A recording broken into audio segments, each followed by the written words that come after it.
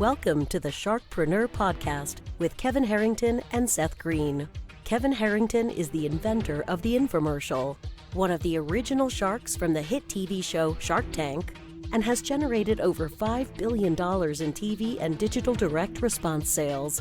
Seth Greene is the world's first trusted authority on cutting-edge direct response marketing, a best-selling author, and the only 3-time Marketer of the Year nominee.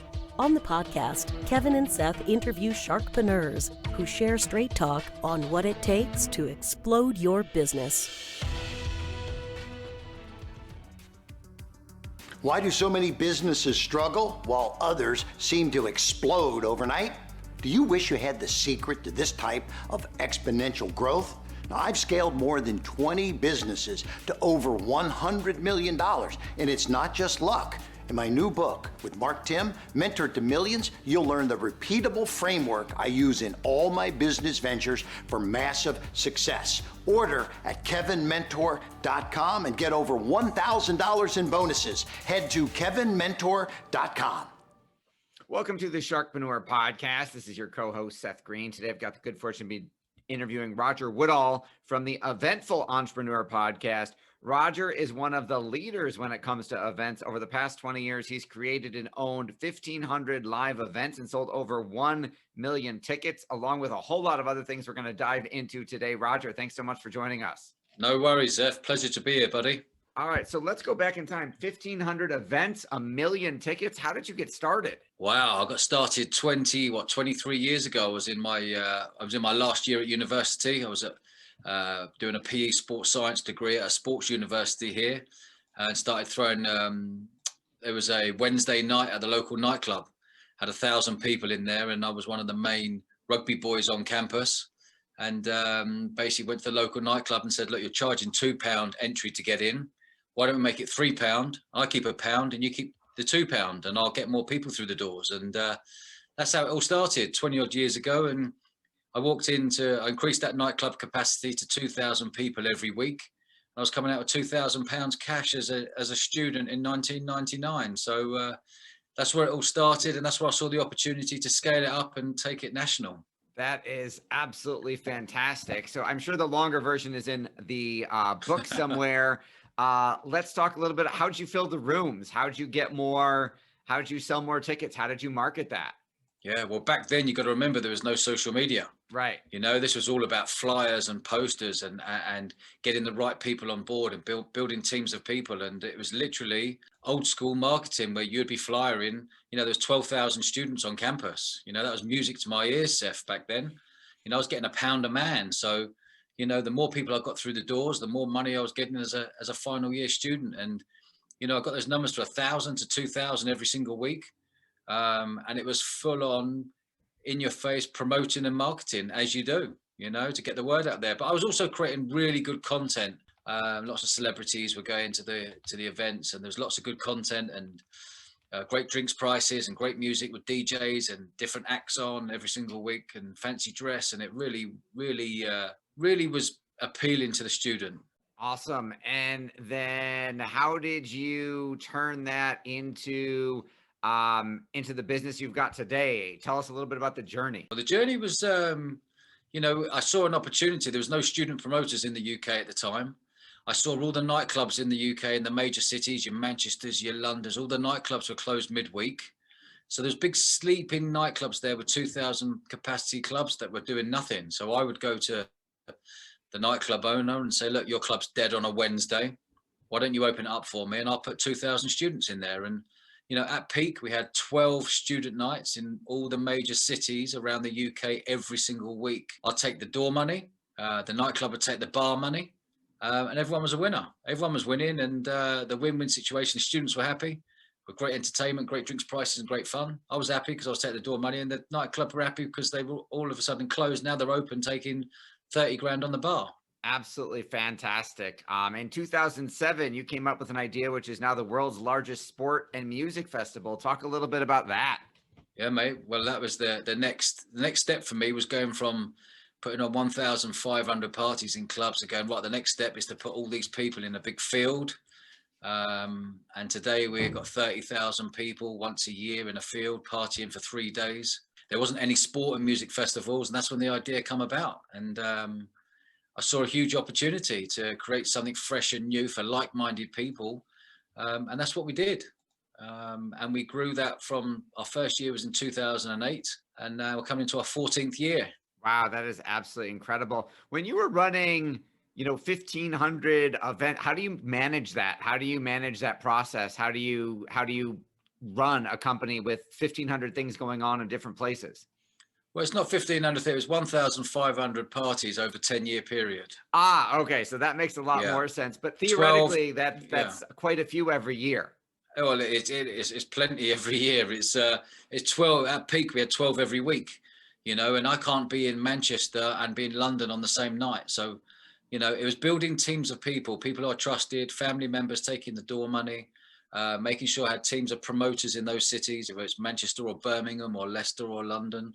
And it's staying on top of it. But you got to remember, back then it was just me and my mobile, the mobile phone, and making sure there was a lot of trust there, and because there was lots of cash being passed around, so you had to have a lot of trust with making sure that 1,000 to 3,000 people are coming in every week, making sure the door money adds up to what it should do, and making sure everyone has a brilliant time and a great experience that they want to come back the following week. Absolutely. And how did you fill the room for world's largest sport and music festival? First of all, what is the difference between a music festival and a sport and music festival? We're called the Sporting Glastonbury down here at Bournemouth Sevens Festival. So you imagine we've got 400 competing teams, all adult teams, across rugby sevens, dodgeball, volleyball, hockey and netball. And they all come in from different parts of the UK. Teams flying in from Australia, New Zealand, Dubai and Hong Kong. And you imagine all the sport being played between 10 a.m. and 6 p.m. And then you have another influx of another 25,000 people coming to party. We've got 12 festival arenas, big top dance tents with big DJs and acts, to 80s tents, to 90s tents, to cider tents, to VIP and VVIP and celebrity tents. It's just, it's a real good fun weekend, That sounds like a phenomenal experience. Obviously, you ran into COVID recently and then had to pivot. Talk a little bit about that. Yeah, well, COVID came. I didn't even know what the word COVID meant or pandemic meant or all the words that come out like this time last year. And we had to think quickly on our feet. So we had to postpone our festival in 2020 and we moved the date to August 2020 in the hope that we could put it on. Then we had to cancel. And that was a kick in the plums for the events industry worldwide, But when you've got 30,000 people who have bought their tickets, there's a lot of hoops to jump through to make sure that everyone's happy still. But what we couldn't believe was that 80% of people kept their tickets for 2021. 80% is a huge number of people having their belief in loving your festival that they want to keep their ticket for this year. So it gave me a lot of time to think in 2020, considering everything going on, as we all had. And so I come up with the idea of pivoting and creating my own podcast called The Eventful Entrepreneur. I've kept myself private all my life. I'm in my young 40s, and everyone was telling me I've got to go public and tell my story.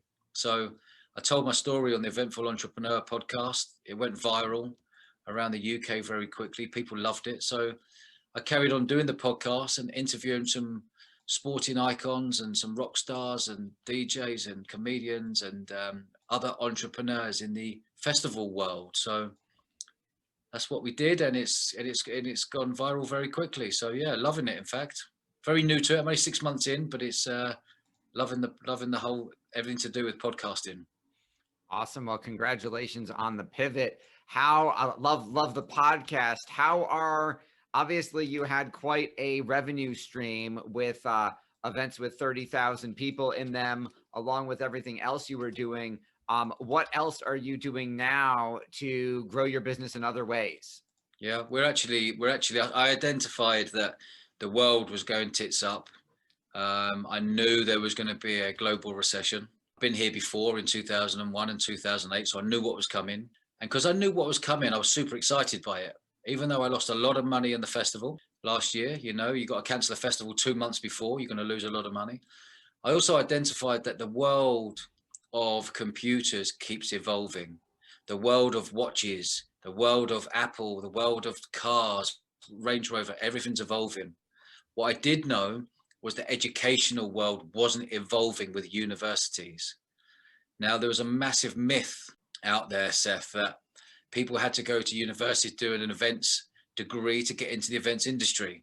Well, I knew from the years of experience that I've been in the events world, 20 plus years, that you didn't need that degree. So it made me realize that, you know, to go to university, most kids leave there with £50,000 worth of debt around their neck. I identified that if I could create an events course, an online events course that they could do in a fraction of the time and a fraction of the price, that's where the huge opportunity was. And I've been working on it now for 10, 11 months. And I brought in 40 of the industry experts who are in the events industry today, who are bringing all their knowledge. And we're creating this wonderful course called the EventCrowd. We've just had it rubber stamped by the Chartered Institute of Marketing, which allows us to go global across the English speaking countries in Canada, USA, Australia, New Zealand, and obviously the UK. So, you know, our course is £2,000, which is probably $2,500, I'd imagine, or something roughly around something like that. And we're solving a problem, Seth. We're solving a huge problem. You know, I'm not a big believer of people leaving university and going into their business world with being £50,000 in debt. Come and do our online course. We'll teach you everything you need to know from start to finish about the events industry and about putting on events or creating a business in a box. And yeah, that's what we're doing, bringing all the top people in from the Olympics, Glastonbury Festival, London Marathon, all our team. Anyone who wants to do this course, whether you want to get into weddings, sporting events, concerts, festivals, you know, we have created something for you. That is absolutely incredible. You know, you've overcome so many different cycles of challenges and adversity in your career. What do you think were a couple of the most important lessons you learned? A couple of points are keeping it simple. Really, I've kept business simple from day one. I've never overcomplicated it. I've never created jargon and long words. I've kept it simple and made sure that I'm doing something that I really enjoy. And the adversity that's arisen now wasn't any different to what it was in 2008 or 2001 with the Twin Towers. And it's just a cycle that we're going through. And also to understand that we're going to go through another cycle of this in 10 years time or 8 years time or 7 years time. And then we're going to go through another one. So when the times are good, enjoy them, because there is going to be a blip for a year or two. But that's where entrepreneurs like ourselves and like yourselves see opportunities, because it resets the whole world. Absolutely. For our folks who are watching and listening and want to learn more about all things Roger and the Eventful Entrepreneur Podcast and the course, where are the best places for us to send them? Just go to my podcast. Check out podcast, The Eventful Entrepreneur. Check it out on Apple iTunes. You'll see all the wonderful reviews we've had. I'm talking about written reviews. It's easy to get 5 stars and 4 stars. These are written reviews by over 395 people writing their reviews about the podcast. Everything's on there. And that can lead to all our websites and our festival websites, etc. And awesome. Well, this has been Seth Greene for Sharkpreneur with Roger Woodall of the Eventful Entrepreneur. Roger, thank you so much for joining us. It's a pleasure. Thoroughly enjoyed it, Seth. You take care, buddy. Thanks, everybody, for watching or listening. We'll see you next time. Do you need money to fund your idea, product, or service? Are you ready to take your business to the next level but need capital to get it done? Kevin Harrington has heard more than 50,000 pitches and knows how to help you make the perfect pitch to get the funding for your entrepreneurial dream. He's distilled the process down in his perfect pitch cheat sheet, and it's yours for free. Just text PITCH to him right now at 727-888-2100. Text PITCH to 727-888-2100 right now and claim your free perfect pitch cheat sheet. Text PITCH to 727-888-2100 to start funding your dream today. This show has been produced by Market Domination, LLC. To discover how you can have your own show completely done for you and turn it into a real published book and become the authority in your marketplace, go to www.marketdominationllc.com/podcast offer.